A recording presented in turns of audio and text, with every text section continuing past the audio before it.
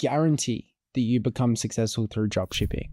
Two things can only be true if you do this flywheel, is you're either going to become successful in dropshipping or you're going to die before that happens. Because part of this process is never giving up. And there is an iterative process that we just continue to do through this process of learning and changing things, that eventually something is going to work. It doesn't matter how stupid you are. It doesn't matter, what family you were born into. It just matters that you do follow this process.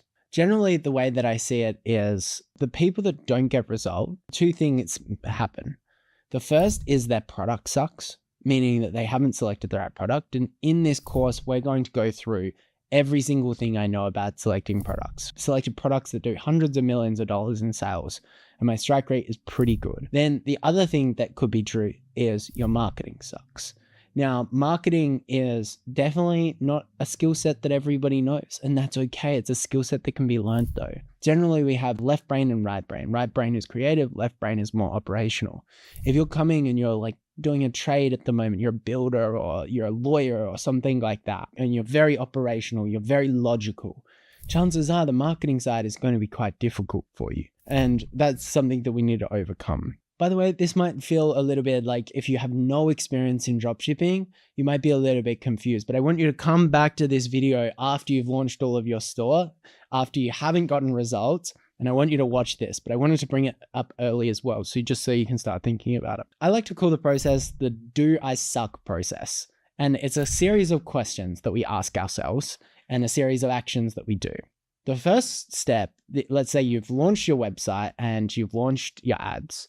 The first step is to check your checkout to make sure that you can actually, the person that you're advertising to in the region that you're advertising to can actually check out. Because the amount of people that don't actually go onto their website in an incognito browser and try to purchase their own product, and they realize that the shipping options aren't even set up or something like that, is just astounding. So let's first give ourselves a chance and set up the checkout properly. The next thing that I want you to do is I want you to analyze your advertising. Before we change product, we really want to check out our advertising, because we need to make sure that our videos are fast, the positioning is good, we understand our customers' objections and pain points, and we're calling that out with all of the best practices that I talk about in this course. Then I want you to get feedback on this advertising. Now, you can use the Discord, the millionaires.com Discord. You can find a group of friends or people on YouTube that are just starting out on YouTube that are talking about dropshipping that have gotten some results. Get in some groups and just send them the ad and just be like, is this good? Then I want you to do that for your website as well. I want you to send them both your website and the ads, and you just be like, is this good? Because I find that people first starting out, their websites look terrible. They look like scam websites. I would never purchase from them. You probably wouldn't even purchase from them. So why are we expecting customers to purchase from them? And things like information hierarchy, like padding on images, the quality of the images, the way that it acts on mobile, all of this kind of stuff that you probably are a little bit blind to because you've set it up and it's your first try. Even copywriting, spelling mistakes, you just might miss. And this is why we have a roast my store section on the Discord, is so people can, when they're not getting results, send that store link there and people will just tear you to shreds. And that's great. We like to learn, right? So once we've checked that it can be purchased, once we've checked the quality of the website and gotten feedback on the ads as well, then we can analyze the rest of the business. So let's say you've gotten a few sales, but you're unprofitable. So let's say you're selling a product for $100.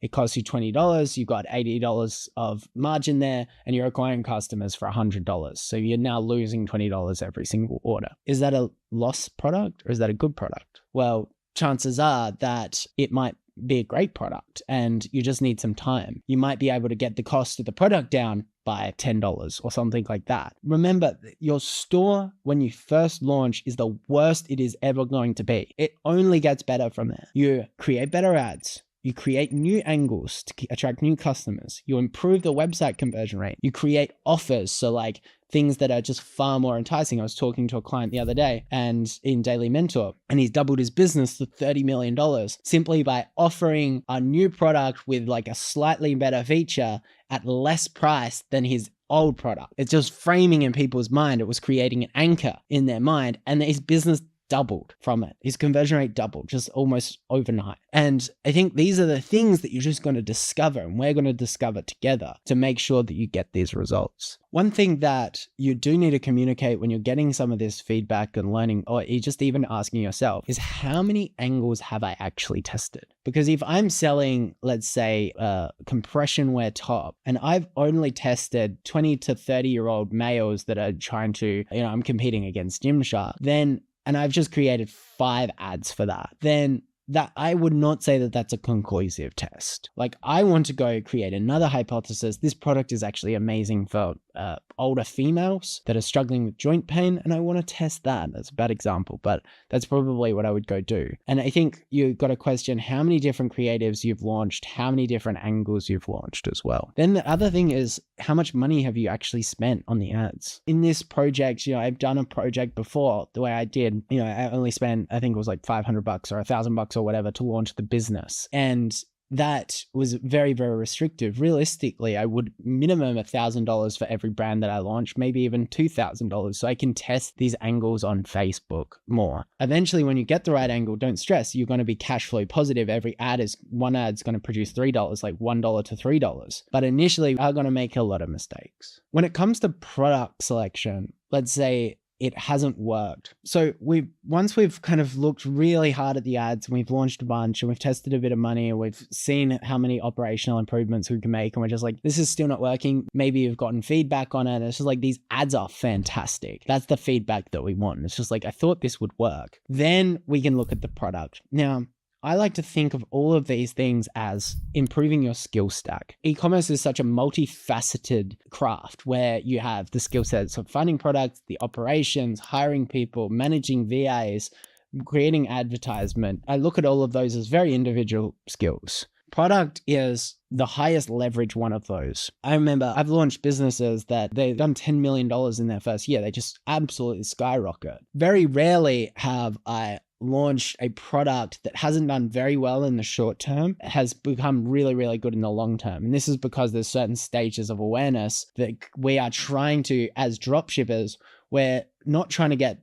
customers that aren't aware. We're sometimes trying to get customers that are more solution and product aware, but we're not trying to get them when they're already brand aware. A lot of people in the product stage are picking people that are in that brand aware section. That's why you don't just suddenly have these massive results, which are kind of essential for you to get a lot of profit early days. And this is why, as a beginner, we want them kind of in the solution/product aware stage. And we want to be that product that we are going to sell to them because there's already search volume for it, but there's not a huge amount of competitors. If we go to the product and we launch the product, the ads are amazing and it doesn't get results, I would reflect on what I've done wrong there. And chances are you probably launched something that nobody gives a shit about, nobody cares about, or Walmart is already selling the product. And I would really drill down on and spend another whole week. This is why I'm, talking about TrendRocket as a tool, because like when I'm doing product research, I'm trying to find things that aren't saturated, and that just takes time. It really, really does. And I don't want to rush that stage. There are a lot of dropshipping courses out there that recommend testing 5, 10 products, grabbing the images of AliExpress, using AI Canva to just kind of tweak them, and then running with the supplier's videos or something like that, which I just don't fundamentally recommend. Because when I do that, I don't know whether the main problem was generally the ad quality. I want to elevate you above all of these other people that are doing that. And to do that, we really kind of want to make sure we create really high quality videos that really emotionally move people. So getting the product in your hands, taking your own photos, spending a bit of time creating that content and testing less products, I think is a better way of going about it, and really drilling down on the marketing fundamentals of that product is going to be better. So we might only be able to test 2 or 3 products a month if we're doing this full time. Whereas if we're doing this part time, we probably just want to be focusing on 1 product, maybe 2. And I think that that's a big difference between a lot of the other courses.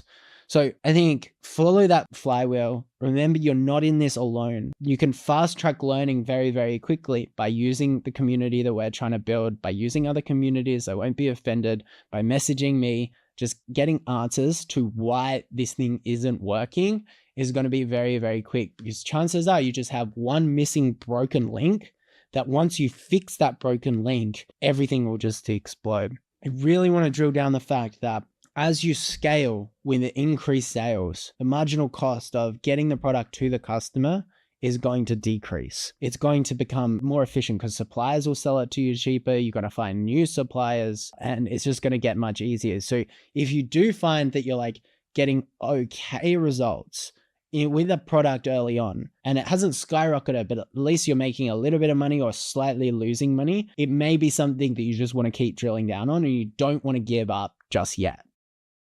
With time, other things change. There are a lot of competitors, and I do apologize for the people that watched my previous video and just copied all of my products to try to launch them, but I don't think it's a great opportunity anymore. I think I reflected on it, it's a little bit too difficult. Temu, Shein, they've launched the sauna shirts, dirt cheap, and I just wasn't really feeling it. Now, this is just part of the process, finding new products. There's so many of them. And I really do want it to be a mass market opportunity, but probably lower competition as well. So granted, I found a brand new product, which I'm going to kind of try to talk about in the next video, because I know everyone wants to follow you through.